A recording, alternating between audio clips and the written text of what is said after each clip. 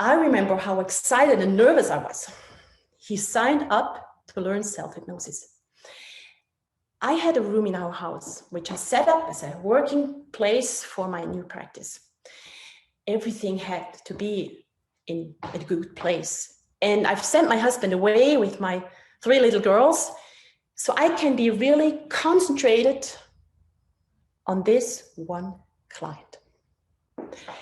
Right before the session, I was reading through the pre-talk, I was reading through the Dave Elman induction and the script, which I had received in the course, but I was not able to memorize it. There was no chance, and that made me very nervous. So he came in, and I still can see his face before my eyes. A man, very nervous, small. He sat down, sweating. But I was even more sweating. Will he really go into hypnosis? Will it really work? I was asking that over and over in my mind. So I had prepared the paper with the Dave Elman induction on a small table beside the chair, and I was covering it with another paper. And I knew as soon as he has his eyes closed, I just can uncover it and read the paper, read the Dave Elman induction. So I said, take a deep breath and close your eyes down. You will never, ever, ever, if you follow this protocol, if you test and convince through success on session 1, eye catalepsy, time distortion, arm catalepsy, whatever testing you do, and explain to your client what level they achieved in hypnosis, they will never, ever, ever, you will never, ever, ever, ever have a client come back to you for session 2 and go, yeah, I don't know if I was really hypnotized the first session. I don't think it worked. You'll never have that happen, ever. And if you're a new hypnotist, I encourage you, I strongly recommend that you do this, because that's the one thing that hypnotists really hate, is wondering, did it work? And I coach a lot of hypnotists, and this is something that nobody's ever taught them. I'm surprised and amazed that nobody's ever taught this, that it's not in curriculum, at least a lot of it. I teach it when I certify other hypnotherapists, because I think it's critical. I don't want your clients walking away going, I don't know, did it work? I kind of didn't feel like I was floating. I didn't feel like I had an out-of-body experience. I don't know if it worked. I knew where I was the whole time. I don't know. I heard his voice, so I must not have been asleep in hypnosis. They don't know what to expect on session 1, because most of them never been hypnotized before. And so when I think about what connects active alert hypnosis with the Elman influence, of course, it's waking hypnosis. First of all, are any of you familiar with active alert hypnosis? Anybody here familiar with it? Heard of it before? It was pretty new to me too. So I'm going to take you back to the Elman influence first, and it's waking hypnosis. And you know, Dave Elman has said about waking hypnosis that you can't. Let me look at I want to get his quote right. No one can know hypnosis without knowing waking hypnosis. That's what he said. That was his thing. And, you know, with waking hypnosis, your eyes are open and you basically bypass that critical faculty, which doesn't put you in trance. It doesn't put you in hypnosis, but it opens the door. It's the gateway. It's the gateway to offering suggestions and offering those suggestions for somebody else. And in his book, he talks about doing the egg. Has anybody read what he said on Waking Hope Hypnosis about using the egg situation? Anybody? Yeah, a couple of you have. I really want to say that, you know, Dave Elman is a lot more than just the techniques that he's famous for. He's a lot more than just what we get in the book Hypnotherapy. Many of his techniques are similar to those that people label as Ericksonian. And again, I think that's because both of them recognized there are certain things that work, and they both use them brilliantly. And so over the last 56 years, the book has created an enormous impact. There probably are no working hypnotists who are actually seeing clients today that are not familiar with either the methods of Dave Elman, the concepts of Dave Elman, or the idea that Dave Elman put forward that is hypnosis is in fact a first-line intervention that makes significant changes. So one book can have a powerful impact. Everyone knows I've written a lot of books. Hey, here's a book. On my desk here, there's piles of books, and I've written a lot of books. But there are people in this room who've only written one book, Jason Lynette. Yet with one book, a positive impact can be had. We're just going to start calling Jason Dave Elman Lynette. One book Lynette. One book Lynette. But one book has powerful ideas that can change the world. So it really doesn't matter how many books you write. What matters is, do you have a big idea that you'd like to share with people? Then you should write a book, because it's the single most effective way to share a big idea. And when you share your big idea, you might even be surprised by how big your success is. Say you have a perfectly normal egg and you're in a room with people that trust you and know you, and you crack that egg open into a dish and you stand there and you look at it and you go, oh my gosh, this egg is rotten. It stinks. Man, it stinks to high heavens. I can't believe how bad this egg is. Come over here and look at this. And they come over and look at it, and they start to go, oh man, that doesn't smell good. And some may even at that point say, it looks bad too. It looks bad too.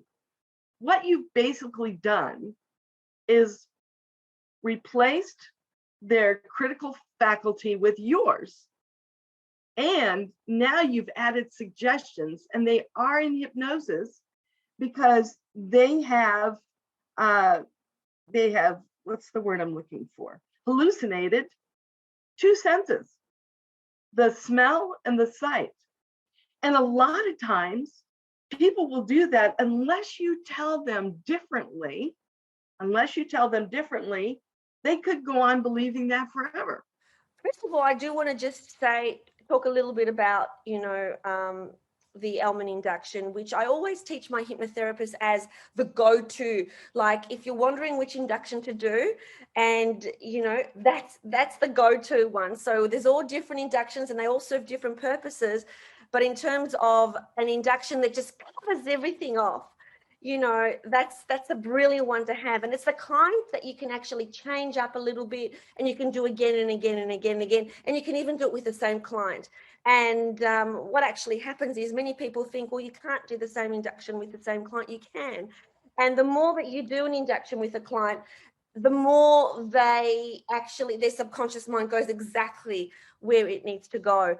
And so when I think about the Elman induction, because when Cheryl asked me to give a talk, and it's all about the legacy of Dave Elman, I thought, well, how do I, connect this with everything else that I do? And I thought, well, I know, with the Elman induction, there's a bit of pre-talk that, we give to clients before they have the induction. And then I thought, well, that's it, pre-talk, because there's pre-talk with everything. And I think that when you say the right pre-talk prior to doing anything at any stage of the process, from the time when your client first comes to you at the very beginning, until right at the end, there's always an opportunity to prime them up for success so that they do get better results. Because what you say before each key moment and each key process actually plays into their overall success. When I first began doing hypnosis back in the early 1980s, I took a class, and the first induction we learned was a Dave Elman 3-minute induction. That was pretty standard back then. And since that time, of course, we've, I'll say we, because not just me, but many other individuals have, modified the way that they produce hypnosis with individuals. When I first began, the 3-minute induction was standard. And then I took a class with Gil Boyne that we did rapid inductions. I did rapid inductions for a while, but then one of the reasons I quit doing rapid inductions, which were spontaneous, especially in the clinical setting, was because when you have individuals that come in to see you and you don't know who they are or what they've been through until you really spend some time with them. So if you take an individual in a therapeutic situation and you do a rapid induction, if let's say that they have been abused, they are not really going to want you to grab them and say sleep, and no matter how you do that instant induction, whether they're sitting down or standing up or what it is. So I left the rapid inductions of everything that I do in the when I'm doing stage shows, when I'm doing comedy performances and doing demonstrational hypnosis or doing street hypnosis. So I found personally, for me, that's the best use for doing the quick induction is in that capacity, because it excites people's imaginations. And when you're doing a comedy show, of course, it excites people's imaginations to see that you can entrance somebody so rapidly. So that's why I left it to that realm. Not only can I not call myself a hypnotherapist in Missouri, but as I started preparing to begin writing and doing more speaking and all, I started putting together a collection of books and articles on hypnosis and the law. And my intern found this 1985 Missouri Supreme Court case that says hypnosis is an absolute bar for testimony in Missouri. Now, that doesn't mean, let's say that you were in college and you went to a stage hypnotist show and you hypnotized. It doesn't mean that. It doesn't mean if you went to a hypnotist for smoking cessation or weight reduction.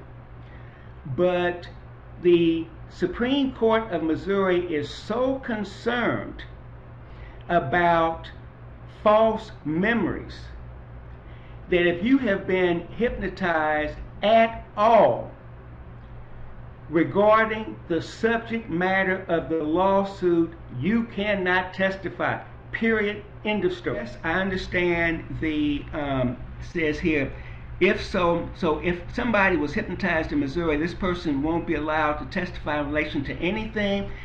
If you were hypnotized for the subject of the lawsuit, you would not be able to testify in that lawsuit. Now, once again, if you were hypnotized for something unrelated to the lawsuit, then you can talk about the lawsuit. Even if that meant that you got some skills of self-confidence, of overcoming the concern about public speaking, and it wasn't, as long as it wasn't directly related to the lawsuit. What they're trying to stop is false memories. So you're not going to have to worry about weight reduction creating a false memory regarding the testimony that you're offering in the lawsuit. It led me into a dark world in my teenage years of drink and drugs. When I say drugs, I don't mean hardcore drugs, but enough smoking hash and weed and all these wonderful things. And also a number of years drinking not too much alcohol, but a lot of alcohol. And I always struggled in my own mind. Everywhere I went was a struggle. I was terrified of people's attention being placed on me. I would avoid people walking down the street. If people were coming to the house, they could be friends, they could be relatives, I would start having panic attacks. And I could never figure it out. And I went to see a stage hypnotist when I was 18 years of age. And it was a Christmas time. And at the show, I was terrified. And the reason I was terrified that he'd actually point at me and say, "Hello, sir, come up here," or ask me to speak in front of the whole room. But the amazing thing that came from that night for me was, although the show was fantastic, it was funny and all that, the one thing that really stuck in my mind was I knew certain people on the stage, and he was changing their personalities by clicking his fingers. He was changing them into chickens, Martians. He was having them milking cows. He could do anything he liked by clicking his fingers. And that's the moment in my life where I went, oh, I wonder, could he click his fingers and change me? So that was my real first understanding of, I suppose, hypnosis, not understanding, but my first experience of seeing hypnosis and the power of it. And again, as a stage hypnotist myself, I now know there's a lot behind the stage show. And so. And then I was taking an NLP course in 2005. And one of the things that they included in it was something called a Dave Elman induction. That was my very first encounter with real hypnosis. And I did it with one of my classmates, and I was just flabbergasted. She went into trance, a very deep trance, and I thought, this is amazing stuff. This is real hypnosis. This is not like anything else that I've done in NLP. This is, oh my God, this is wonderful stuff. And that was the 2005 was my first encounter with real hypnosis and with the Dave Elman induction. But I continued with my NLP, and then one of my classmates a few months later called me on the phone. I was on vacation, and she said, "Sean, I'm a hypnotist." And I said, I know, Deanna, I'm a hypnotist too. And she said, "No, I am a hypnotist. You are not a hypnotist." I said, "Okay, I'll play along. Why am I not a hypnotist?" And she said, "Because I took Jerry Kine's class, and now I'm a hypnotist and you are not, and you need to take that class." And so I decided to do it. And I took Jerry's class in, I think, 2005. And Jerry Kine, it's probably been said several times during this weekend, but Jerry Kine was responsible more than any other person up until this point with keeping Dave Elman's legacy alive. If it were not for Jerry Kine, we wouldn't be here right now, because he taught Dave Elman's methods and to thousands of hypnotists around the world. And so because of him, we now know about Dave Elman. Elman was huge back in his day, but Kine kept it alive. And when I learned these techniques, I thought, this is wonderful. These work. These absolutely work. They're straightforward. They're not convoluted. They just do the job. They just help you help people. And I love this stuff. Of course, you have to have a good, powerful method. Then you have to do, because of course when you have to do like a progressive relaxation induction, it's gonna be hard to do it in 5 minutes because the induction is 20 minutes. So yeah. And people who do tests, these pre-tests, which are just absurdly ridiculous in my mind, to see if they're hypnotizable, that's just ridiculous. I actually encourage my students to do those pre-tests with the first 100 clients, and not because of the result of the test, but because of the fact that you learn a lot by doing them, by the feedback, by getting to know people. But I don't use them. I don't use them myself because I actually don't care about whether they're hypnotizable or not. Everybody is hypnotizable. Everybody who is in my office who's gonna pay me, they will go into hypnosis. If they don't follow my instructions, that's their problem. Because they want to get rid of an issue, or they want to become better in something. I believe that the gift, the treasure of hypnosis is knowing how to change your state. It's knowing how to step out of a craving. Who we are being when we are craving is different from who we are being when we are confident. And two things can't occupy the same place at the same time. So if you step into that confidence by shifting your 3 Bs, and I've done entire presentations on the 3 Bs. This, to me, the 3 Bs is the most profound, simple, effective form of self-hypnosis, and it takes 30 seconds. You change your body language. Try this with me right now. Imagine a magic string is pulling you up from the top of the head. I'm watching you, Rick Green. A magic string is pulling you up from the top of the head, and it's just allowing the rest of your bones just to relax and align, almost like a marionette on a string. And just take a deep breath from low in your belly. And with a long, slow exhale, lift your face, lift your chin, smile so big the corners of your eyes crinkle up, outstretch your arms, and just think, what if I can do this? What if I'm ready? What if I don't go eat that extra piece of cheesecake? What if I'm not a sugar addict? What if I love salad? And to me, that is, if you just take that and you do that over and over, that's my next hypnosis session in a very condensed nutshell. There's more to it, but if you decide not to sign up for that, it's just stop looking for the answer and assume that that answer is already inside you. And that just by shifting those 3 B's, you change your state, you change who you are being, you change how you are showing up in the world, and everything shifts. We're here to celebrate Dave Elman. And very interestingly, I was having a nice conversation with Cheryl and Larry about this a few weeks ago. Dave didn't believe that smoking could be cured with hypnosis. And here I am and honoring Dave, and we had a wonderful conversation and had some laughs about that. And I think that's worth mentioning, because as amazing as the legacy of Dave Elman is, he had a blind spot. He was a heavy smoker. And which leads me to beg the question, we, each of us in our lives, where do we have blind spots? Because if we're going to be truly revolutionary as hypnotists in our community, in our profession, we need to be able to look where our systems don't want us looking.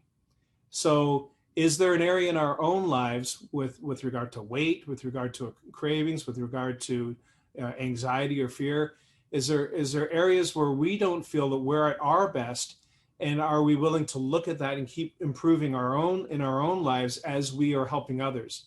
Because then we're in a situation where it's not I'm the hypnotist and I'm helping my subjects to get better.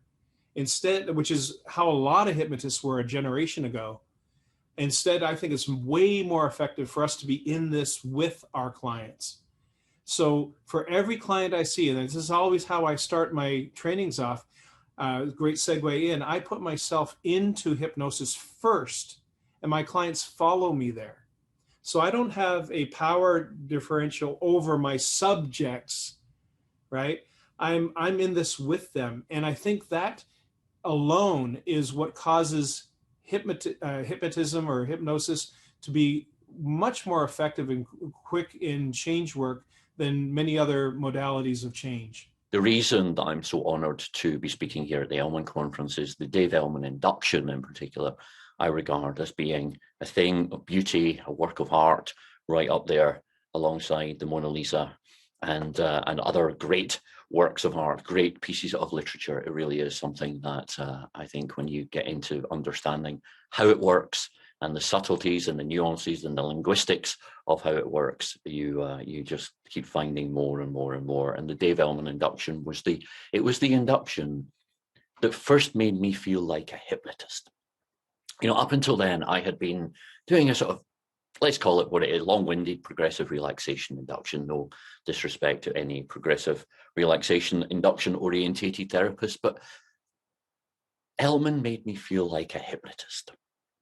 Right from the start, are you ready to be hypnotized? The opt-in at the start of the Elman induction. Then the pre-frame. Now, it's the pre-frame around the Elman that really got me hooked on the power of pre-framing, pre-talk, and presuppositions, because Elman, as the induction runs, is just one pre-frame after another. Yes, and that's why I say in step 3, this is where the hypnosis begins. As soon as you get the client imagining their ideal future having already achieved their outcome, and those wheels are turning in the unconscious mind because we're triggering the imagination, the change work has begun, right? And when we reinforce it with trance, and as Mark said, quite elegantly feed back what they've given you as suggestion, wow, it can be powerful, right? Even outside of trance, just taking somebody's trance words and feeding them back and saying, just for a minute, just really imagine, you know, and use their words. I've seen people like burst into tears of joy and like huge, you know, physiological symptoms come up on people's faces. So awesome, Mark. Thank you. Thank you for bringing that up.